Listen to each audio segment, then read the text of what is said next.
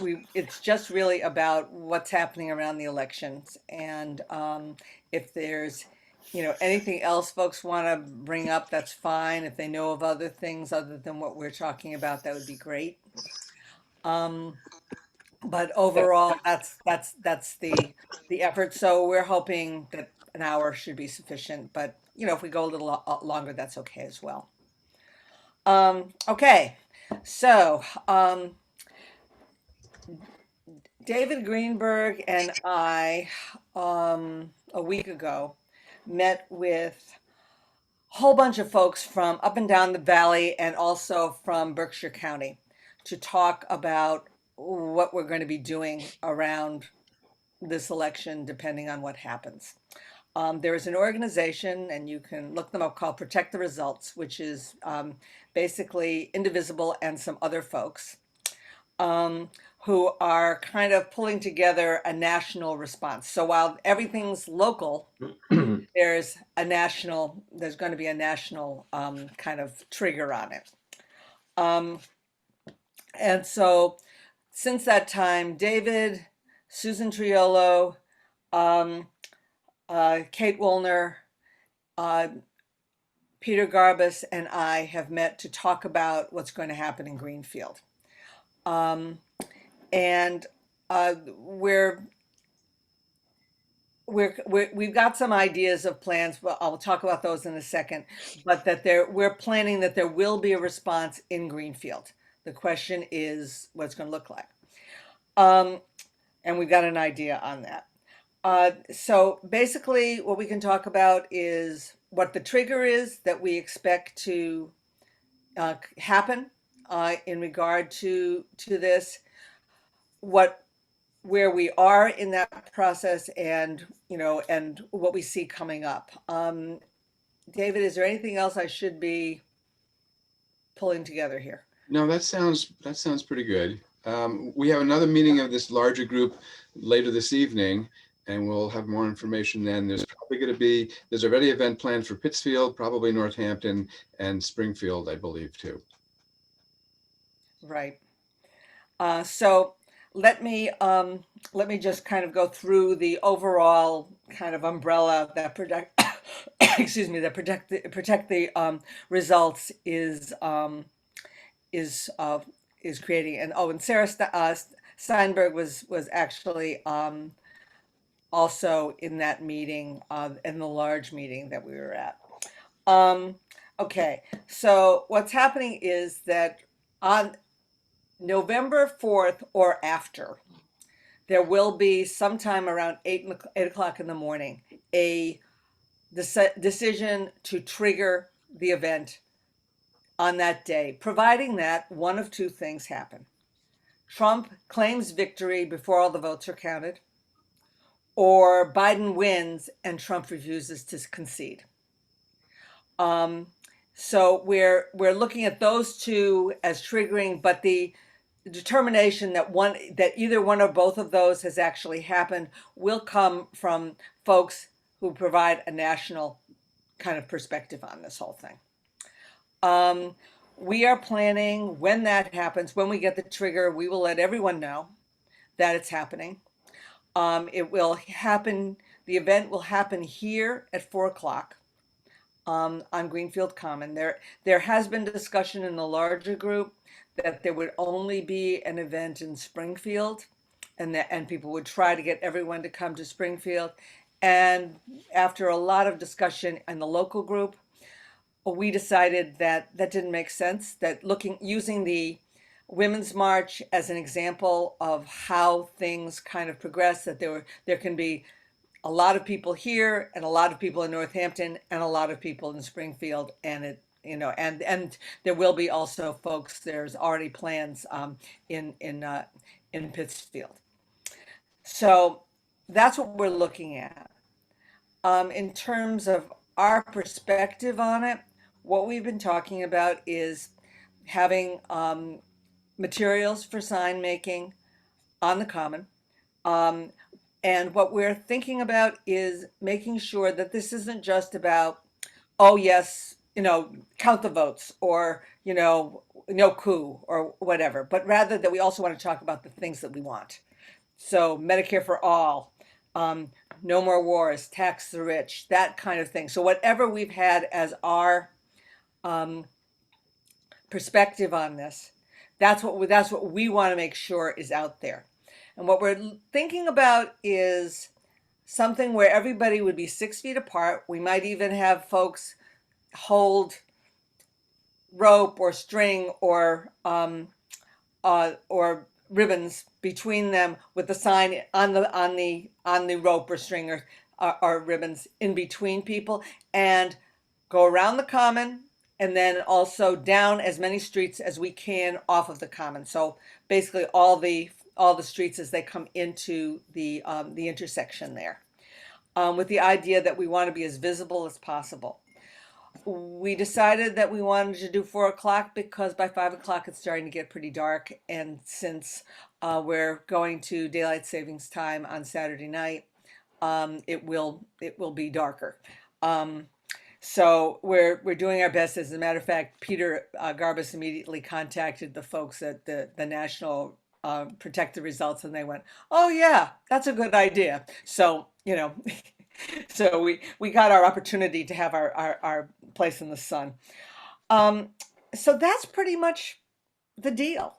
That and then assuming if nothing gets resolved, what we're looking at is having folks come out to the already established events that are take place in various towns. So there's like in Greenfield, there's the Saturday morning Black Lives Matter march, stand out and all of that. In other towns, there are other similar kinds of events, and bring the signs that we have to those events to continue the process. And we'll know more as we move ahead. It is possible that if the vote is overwhelming, they go quietly, and I don't, that's a hallucination that I have. Um, but so that's where we are. So what I'd like to do is just open it up for people to ask questions about that or make comments about that. And then if there's other things that need to be part of this discussion, we can talk about it. So, Sharon. So yesterday there was a demo in the Democrats held a stand out in Athol, and about some hundreds of people showed up. However, as soon as the Trump people, who are kind of like strong in the North Quabbin, found out about it, they decided to also hold a demo on the Uptown Common where the Democrats had announced the demo was going to be. So what the Democrats did was secretly move to a different place, Fish Park, down in the down by the river. And about similar numbers of people showed up, but then apparently the Trump people figured out where the Dems were, and came down. And I don't know if anyone was there. I was not. I just got a report on it. And of course the Trump people were like being, raucous and nasty and da da da. And so finally somebody called the cops, and the cops, 8 cops came, and that was that. They broke up both demos. The organizer of the Democratic rally had been in touch with the police chief, who's a good guy and kind of on our side. And so I think that was sort of a prearranged thing. I'm just saying that as an introduction to my question, which is, what are we going to do if when the opposition shows up at any of our events? We have a group of Kate Woolner has been pulling together people trained as peacekeepers to be able to deal with this. And what's basically going to happen is we'll have to, as the folks at the demo you described, we're going to have to be prepared to make all alternative arrangements as we see fit. The part of the idea of being all the way along the streets and everything is it's not an easy target. it's a very widespread, and so it makes it a little more difficult to be this one little group clump, and you can be surrounded or you can be attacked in that way. That's our hope. But Kate has been working on this and is thinking that through, and she's working with other people around it. Other questions, I'm comments? wondering, okay, so it's one thing to have peacekeepers, another thing to have a really strong statement of nonviolence from the organization itself. I mean, peacekeepers are fine and dandy, but if we're all peacekeepers, that's another thing entirely. And I know, just about everyone on this call has probably been trained in nonviolence and engaged in it. So I think that probably most of our constituents know what's what. But to have rather than just having peacekeepers, maybe having a clear statement of how we will be operating, I think that would be really handy. Okay. Susan Triola? I agree that there needs to be a statement about nonviolence at the beginning. I would recommend to people that on the Choose Democracy website, there are some really good articles on resisting a coup, pushing back on a coup, and doing that with nonviolence. And I think that that's really important. But I want to disagree, Sharon, with what you said, that most people that are going to show up are going to be trained and experienced either in nonviolence or peacekeeping. I think that that's not going to be the case. I think that when there's a lot of people who are going to come out for this that may even be their first time, just like the Women's March. There were thousands of women and people who had never been to a march or hadn't been to anything since Vietnam. So I don't think that we can assume that. But I agree that, principles of nonviolence and the goals of the march need to be defined and somehow disseminated. Mike?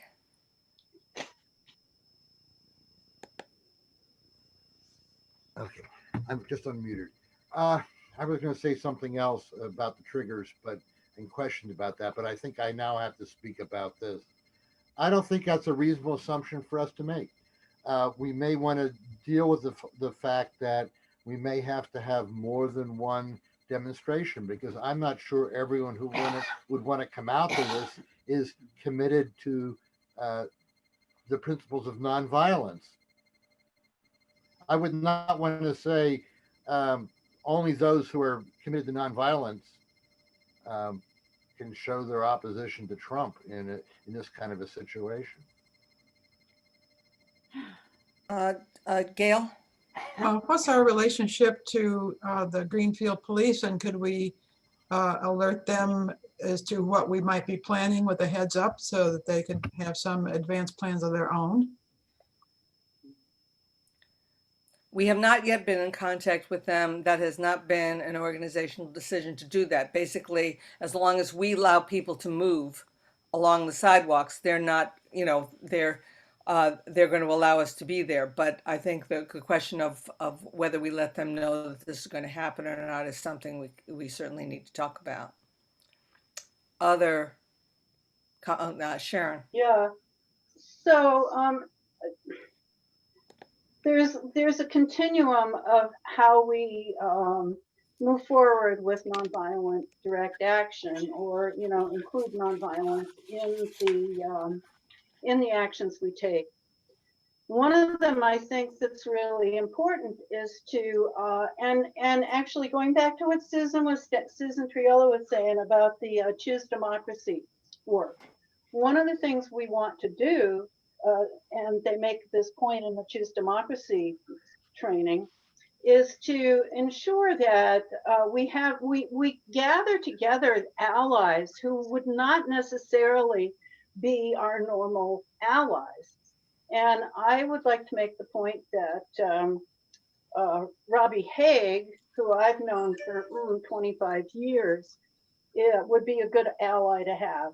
And I would highly recommend that somebody or a couple of people from the coordinating committee go and have a chat with Robbie and just let him know what's going on.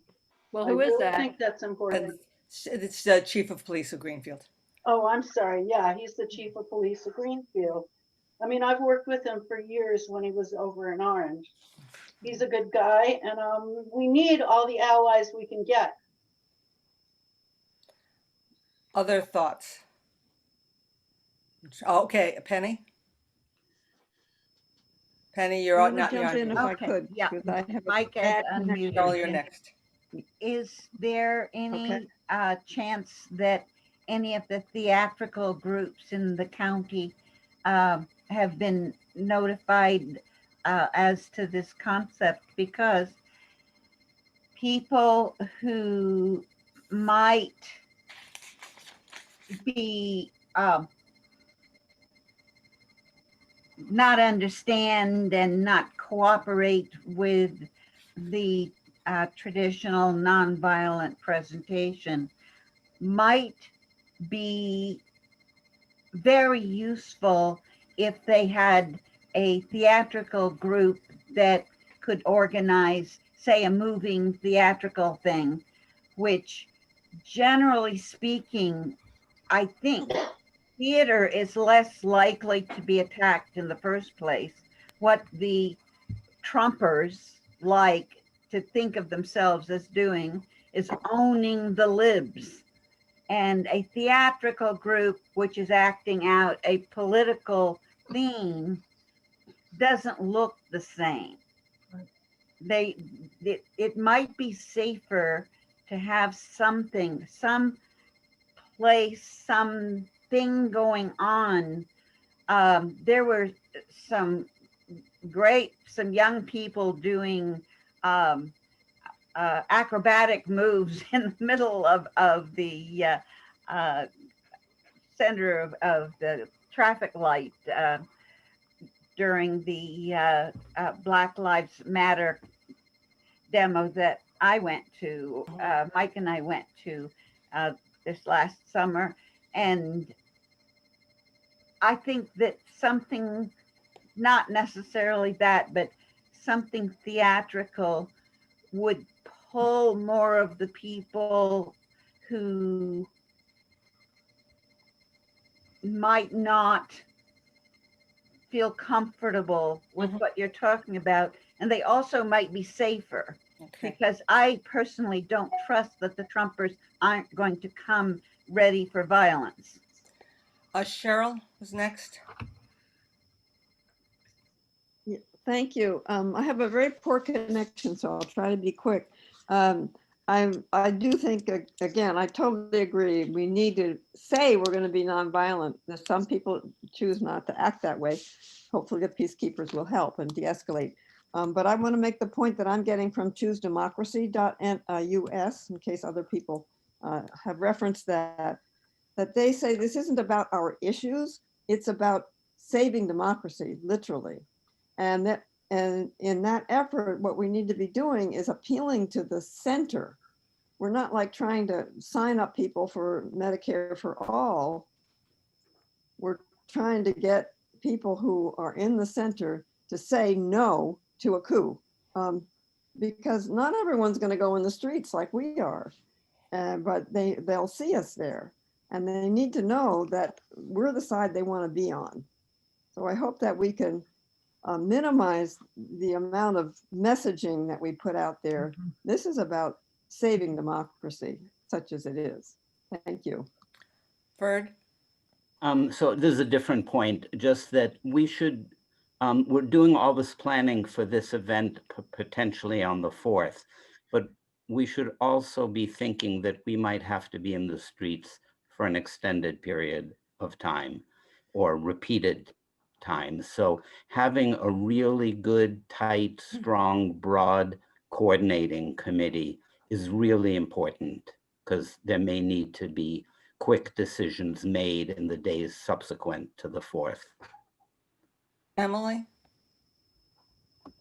One thing that I think goes with what Ferg just said is that if we have to continue day after day, which, you know, if we look at the uprisings all over the world, that's what happens. They don't give up after the first day. And what would be really good is if we have to do that, is if we get a schedule so that not everybody has to be out there every single day. We get X amount of people who say, okay, on the 5th, I'll be there, or on the 6th, I'll be there. That would make it much more doable to carry it forward until we see the end goal we would like to have. Okay. Pixie, you're muted. I want to start by agreeing with Cheryl. I have some concern about us standing there with multiple signs of multiple issues and just being sort of clumped into here are the liberals again. And some of the training we got with the George Lakey work was also around appealing to the center. And I think this is a different message. This is the Save Democracy message. And I think we got to be red, white, and blue. And I think we have to stick to that one theme. That would be my preference. My second is in agreement with what Emily was talking about. I'm concerned. This just doesn't feel strong enough to me. It feels so common. It's just the typical reaction. And so I'd feel better knowing that maybe this is our first stage, but I think we've got to be active now on what the second stage options might be. And then thirdly, because my husband's older and we're very, very quarantined, I'm really uncomfortable with getting out in the street. I've done it quite a few times, but I've been very disappointed with the crowding that just seems to occur naturally. I like the idea of the rope, that's helpful, but if someone's confrontational, if someone drives by and starts spitting at us or something and people have to gather, I can't have my husband and I out there. And I'm wondering how people like us that need to be more confined or isolated, how we can participate, or if there is any kind of car caravan or parking like at the fairgrounds, massive amounts of people later on or the next morning or earlier. I just would really appreciate it if we can also think about those of us that feel uncomfortable with the unexpected that could be happening. David?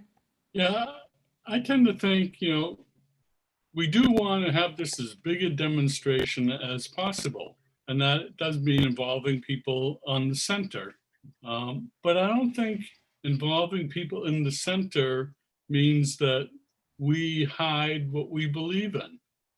And I think that's why I tend to think we need both signs, saving democracy, but we also need signs showing what some of us believe in, Medicare for all or the Green New Deal. I think building coalitions means that you respect different people's positions. And so we shouldn't be setting ourselves a precondition that we have to hide what we believe in order to have other people join in. I think people will be joining in, because they're upset at whatever Trump does. But I think we also have to be thinking about our struggles in the future, which are going to be around issues. If Trump wins, they'll be around issues. If Biden wins, they'll be also around. We'll have struggles around issues in the future.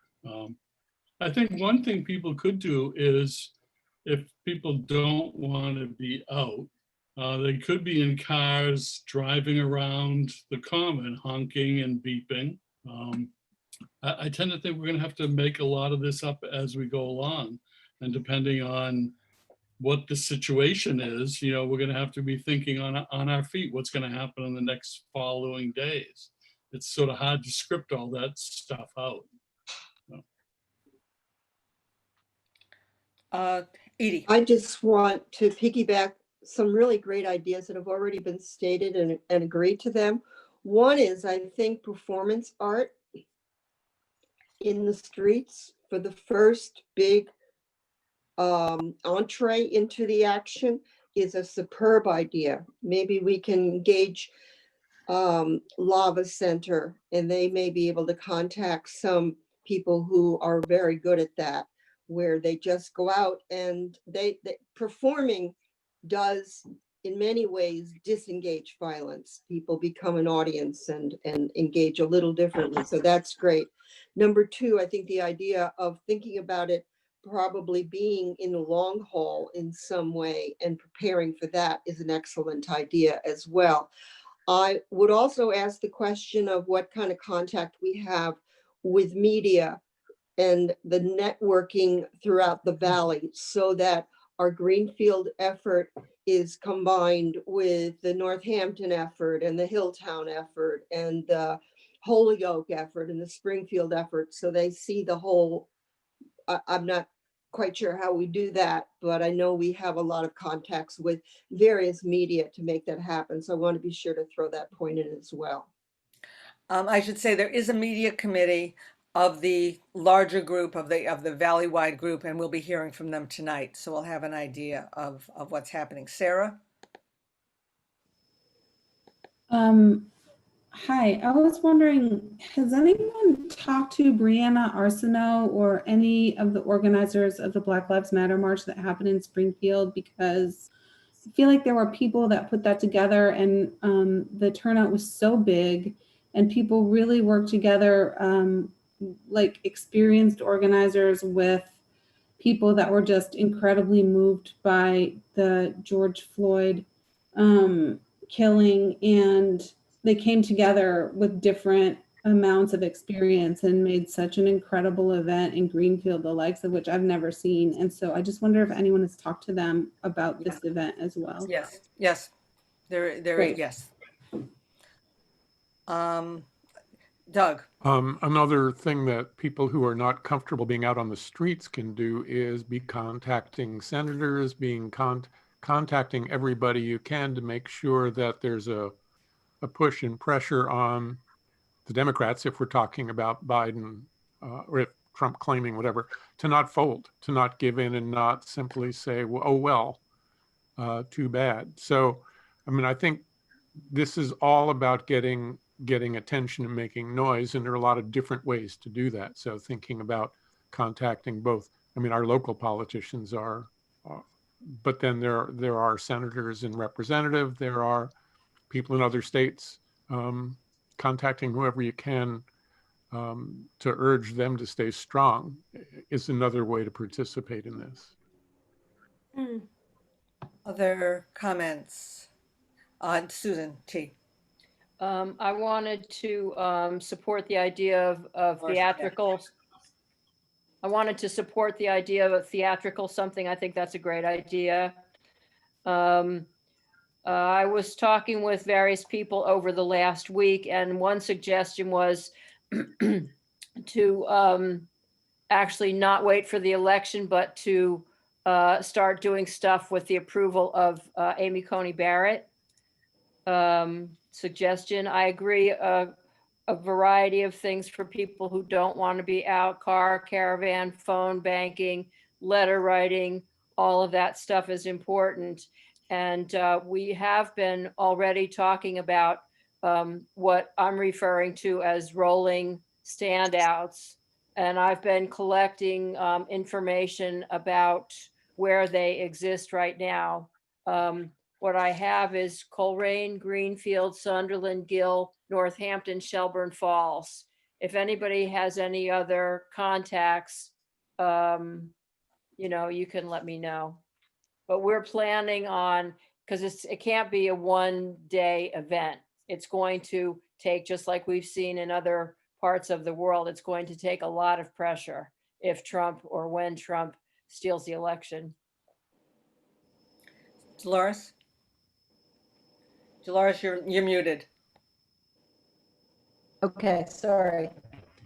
I wanted to go back to the issue of focus, content focus of the protest, which is what it really is. And I can see it both ways. I agree we have our points of view, but it seems to me the issue that's will ignite the bringing masses of people out is in some form or another, stealing of the election, whatever that looks like.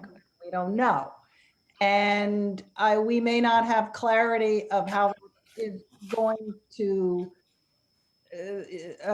play out even after, you know, the first night. We may not have any clarity what Trump is up to.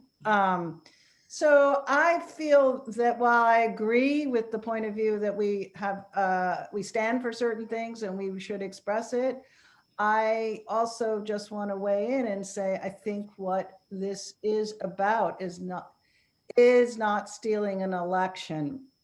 And we will have plenty of work to do if and when Biden wins. So that's just a point of view.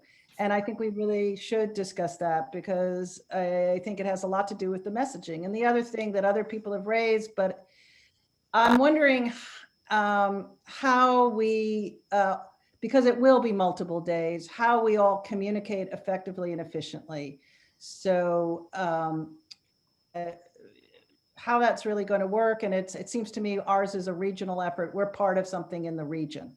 So those are my points and questions. Thank you. Judy, did you want to say something?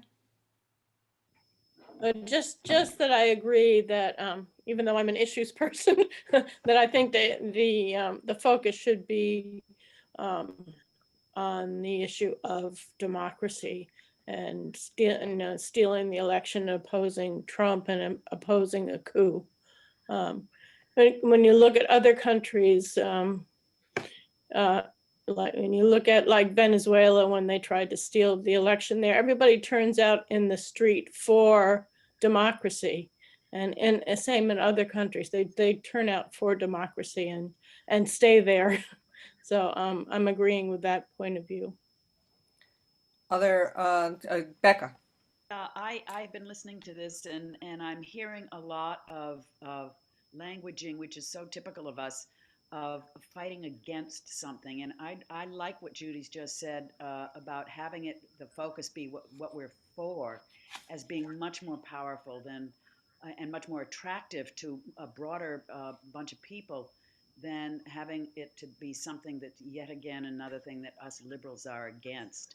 And I think that, I'd like to see that happen. The other thing is that someone mentioned that, I guess it was Dolores, that we are a part of a regional movement. And I'm wondering if, I may have missed it because I came into the meeting late, but if there's a report on what some of the other towns, Northampton, Springfield, whatever, how they are going to be continuing day after day, what strategies and what structures might they be using? David Greenberg and I will be and Susan is going to be, there are going to be several of us attending a meeting at 7 o'clock to continue discussions that we had last Sunday. And everybody was going back to their communities and then coming back. So there will be ongoing, and we'll try to get people that information as quickly as possible. Cheryl? You need to unmute. Just to add this for perspective, in Shelburne Falls, we've been having a Black Lives Matter vigil every single evening. It was started out from 5 to 6. Now we've moved it to a little earlier. But anyway, it's worked that people know it's happening and just turn up as they're able. So you don't have to do a lot of organizing to both protect people from too much or to make sure people get there. And we've always gotten positive feedback from people in this, as they see us there every single day. They still honk and wave. So I just want to say that it can be effective to just say we're going to be here either every day or X days or whatever, if it comes to that. Thank you. David. Yeah, I'd like to just chime in and agree with many people who said that we really do want to try to get the center. We want to have the lowest barrier of entry to this thing as possible. And we all agreed already this is not going to be a one-day thing. We're going to have plenty of time to talk about Medicare for all and all the other issues that we're in favor of.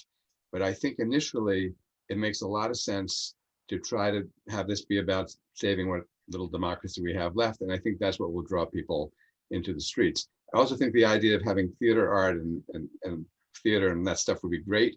And we will try to reach out to some people who do that kind of thing and see if we can get them involved. Okay, Ferd? Yeah, so two things. One, we're used to planning rallies on the Greenfield Common, and we kind of know how to do this. This is going to be really different because this is going to be massively bigger, and certainly if it goes more than one day. So we should think big. And the other thing is, in terms of media, and especially in terms of social media also, we should be doing publicity about this now, right ahead of time. I've already sent in a my turn to the recorder, which they've not printed, but we should be, after tonight's meeting, if it's even halfway clear what's happening, we should be getting the word out far and wide.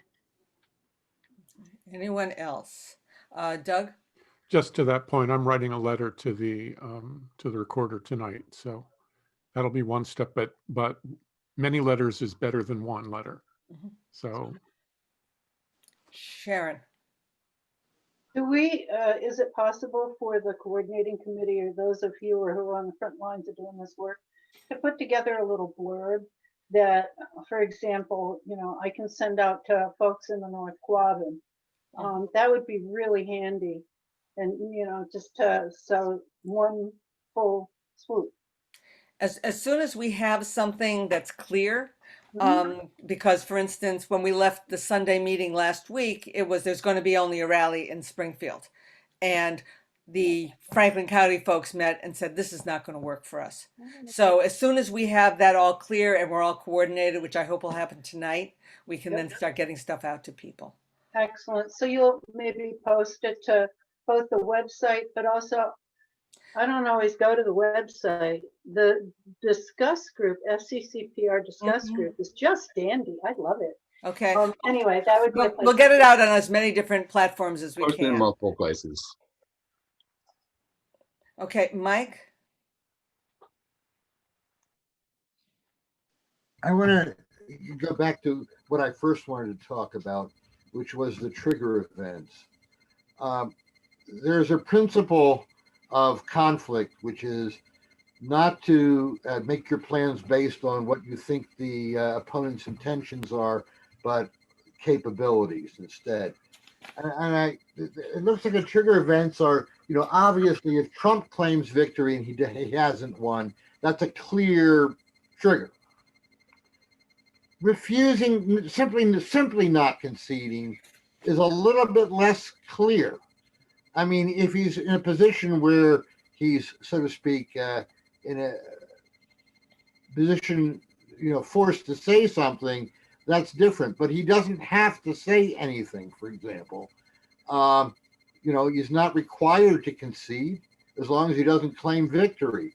I mean, we have to, I think that the people who are going to be announcing the trigger's been satisfied have to give thought to a wide range of possibilities other than what have been mentioned, because I can think of quite a few that would sort of leave us, you know, wouldn't match either.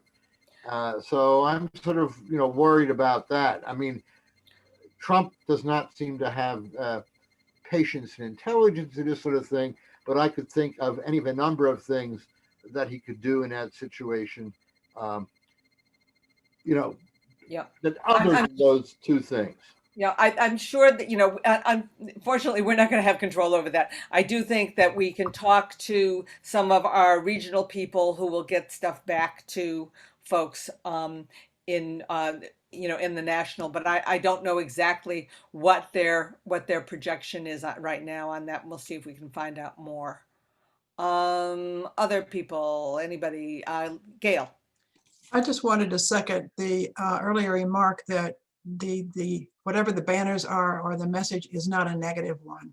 Right. And I think it's easy enough to be single focused on democracy now, all votes count, that kind of a thing, which is positive, and focused on the explicit trigger. Okay, Cheryl, you wanted to say something. Cheryl? Yeah, again, I got this from, yes, I got this again from the Choose Democracy website, but I think it's really good to make calls starting on Monday to any local politician at all. And I think someone did talk about this, but I want to underline it, that we could call everybody, including Joe Comerford, any politician who makes a public statement saying that they, will protect democracy and protect a full vote, a full count of every vote. Or there's ways to state that. It can be pretty concise. I think that would be very impactful. Doesn't matter who they are, if they're in public office and they'll make a public statement during this week or up until or through the election, it could be very powerful. I think one of the things that I just want to make sure that folks recognize that each of us has our own network of people. And so once we have something that is clear and we can say, okay, there will be a trigger, we will be getting to you, with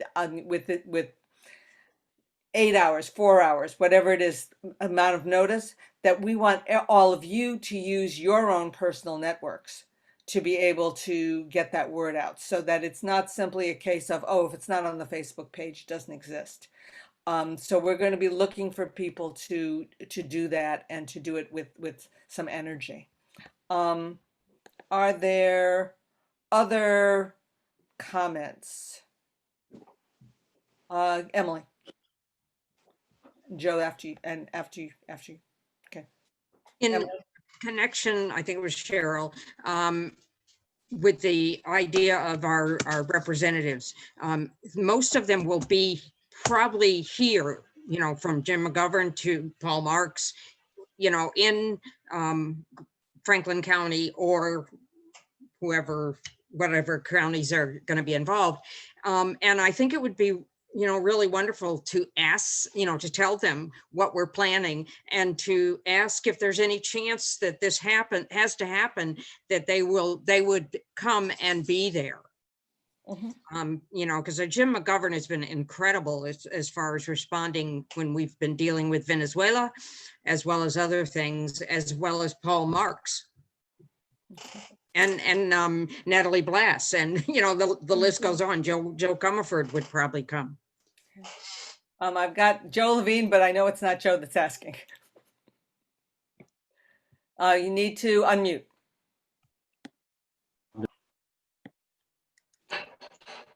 Sorry, everybody, I'm late. If this is, I've been thinking about the Choose Democracy call to shut down the country and wondering how I can be part of that. I am a member of a union, and the union is talking about, with many other unions, a general strike. But I was thinking, apart from that, I'm big on car caravans, partly because I worry about the in-person safety issues, but also car caravans can make noise. I mean, you can be irritating. You can say, like, how about this? We're going to have cars roaming the streets, honking their horns 24 hours a day until this stops. I mean, something like that. We've got to make it hurt. I mean,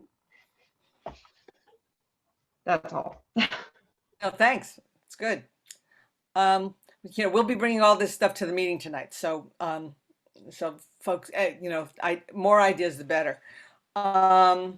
Okay, I'm going to try to keep this to the next 14 minutes, and then we'll try to shut it down. So if people have other ideas or other questions, or other things that they should, that they want us to make sure that we put out there, please say them. Let me know. I'm looking for hands. Judy? Can we sort of summarize what we're sort of in agreement in doing at this point? Or? Well, I'm considering that we're going to be talking with people in the other parts of the reason, I don't know that we can say for sure, but certainly there seems to be an emphasis on kind of save democracy messaging, that we possibly can have at least more than one approaches to this, including car caravans and other things like that. that we're going to try to connect up with some theater people and see if we can have something like that done. That we're going to let people know as early as we can. And we're going to use as many communication methods as we can, and we're going to make sure the media knows. Okay, we're going to try to set up some kind of schedule. Kate, did you want to say something? Go ahead. Can't hear you, Kate.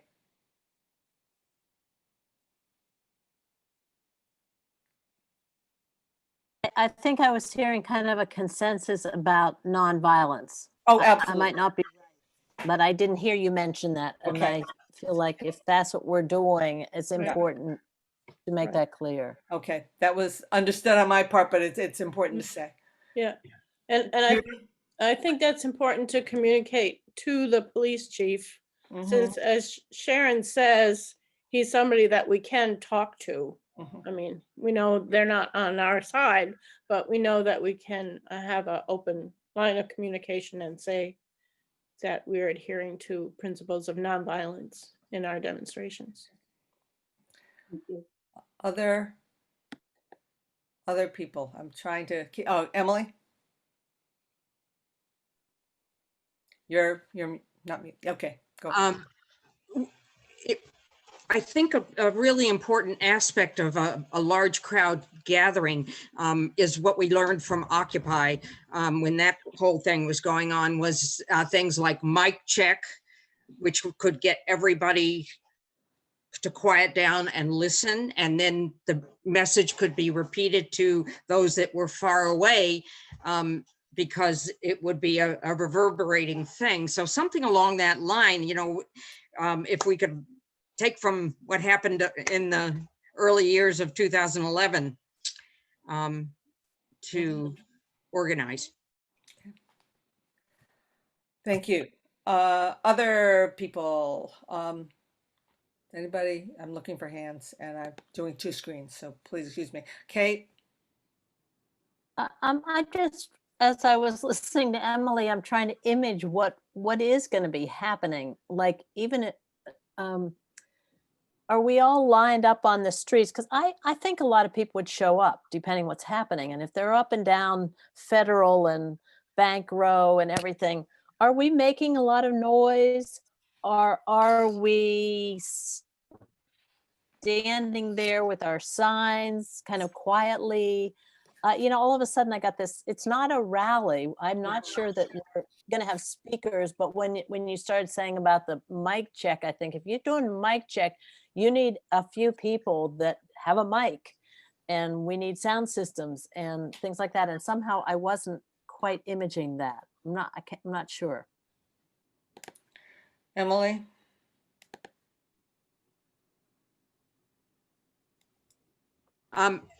Mic check, for those that aren't familiar with it, was not with a microphone. Mic check was whoever was trying to get the attention of the group would say out mic check, and it would start with the first row of people closest to that person, and then it would just continue on back. So mic check would be the first thing, and it would go all the way back, and everybody knew that was a time to be quiet and listen. Then the message would be sent, and that would be repeated by all of the streams of people.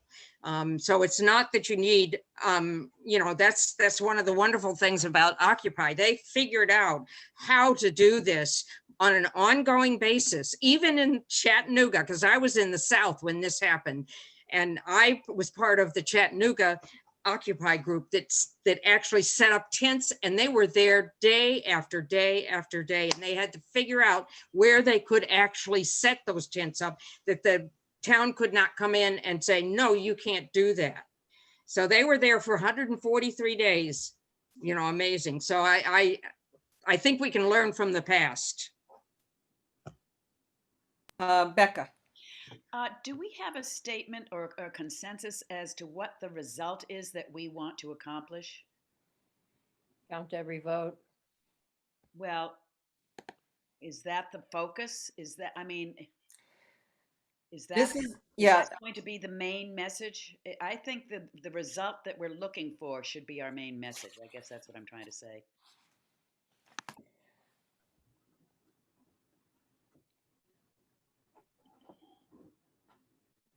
Other comments on that?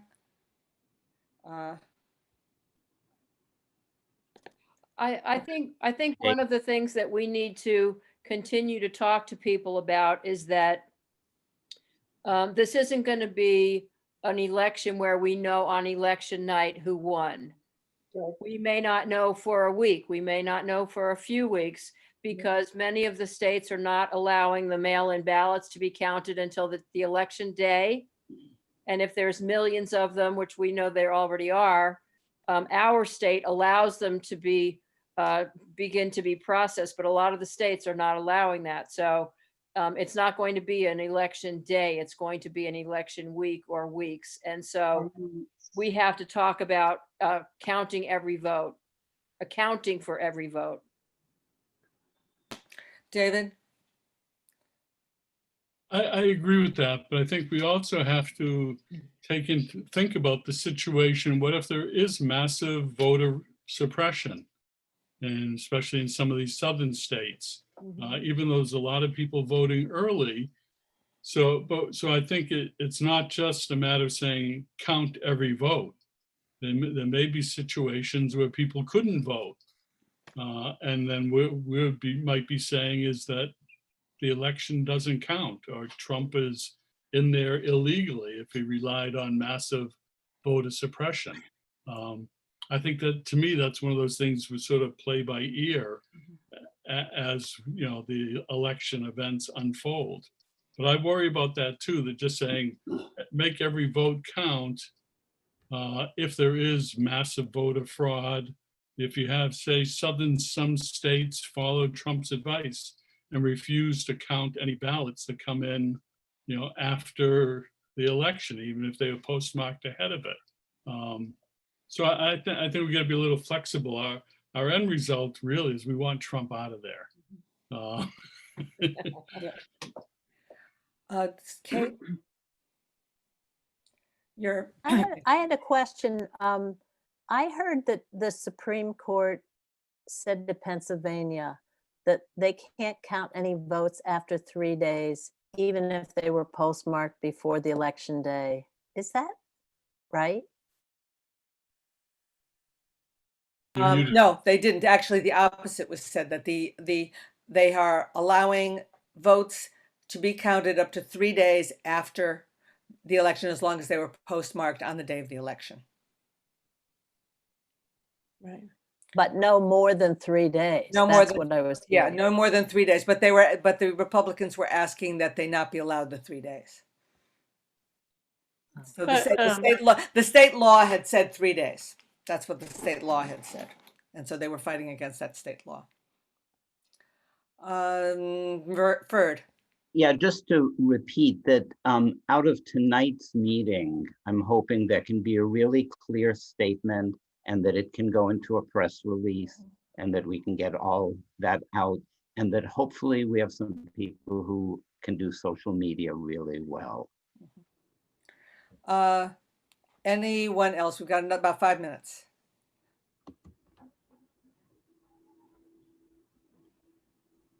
Penny has her hand up. I know you might not be able to see her, but Penny is like waving. Yes, I am. Okay. I believe that there's a strong contingent of experienced and trained protesters, demonstrators, whatever, politicals, who are completely comfortable and basically only comfortable with a quiet, not just non-violent, but non-aggressive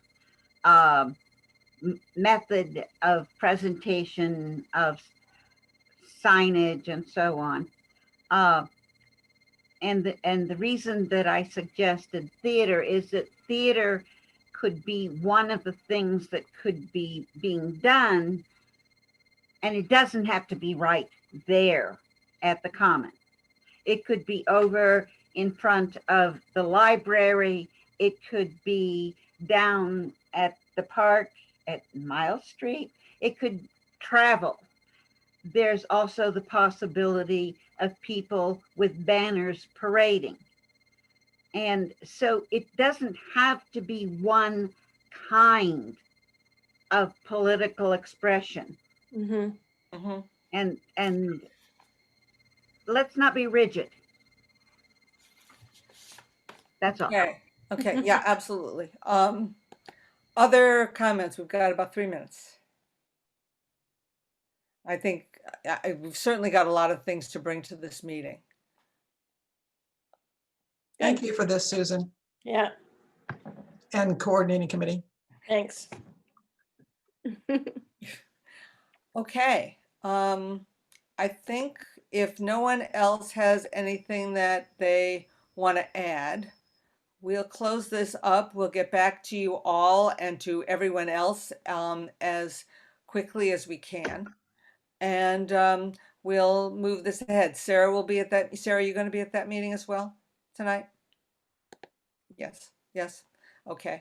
So there'll be several of us who will be there. We'll try to make sure that all the ideas that have been forward here are part of the discussion, and then we'll get back to you as quickly as we can. We've also got a Franklin County meeting set up for Wednesday morning, so there may be some things that get updated as a result of that, but we're going to move this ahead. So thank you all very much. Appreciate your coming, and we'll move forward. Thanks.